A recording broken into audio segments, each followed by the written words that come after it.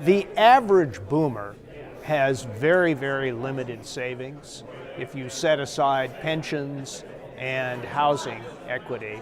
But the boomers in the upper quarter or third of the income distribution do have substantial savings, much of which will be passed on to their heirs through estates. My proposal is that the tax law provide additional incentives for boomers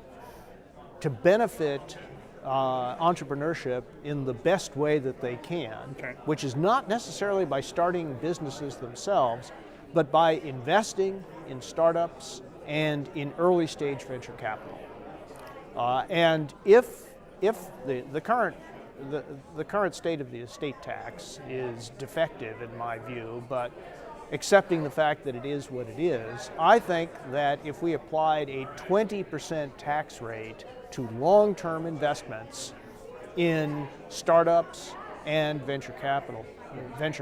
pools, that we could create a substantial additional flow of capital to entrepreneurs that wouldn't necessarily go through banks, for example, that are very reluctant to make small loans for all of the familiar reasons. In short, it seems to me that the most reasonable expectation from boomers,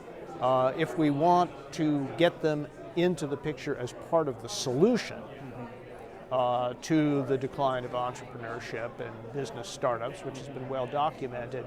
that it will come through the provision of capital rather than through direct entrepreneurial activities, which many of them are not prepared to undertake. This proposal is designed to increase the flow of funds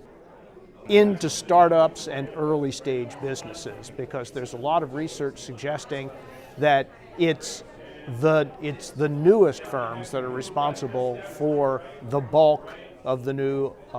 job creation, for example. And while I have a lot of sympathy for people who have founded businesses and then want to pass those businesses on to their children or their grandchildren, that's a different problem. And I'm trying to solve the problem of new business formation, which is one of the keys to generating not just more jobs, but the kinds of jobs that the economy needs and that young people really want.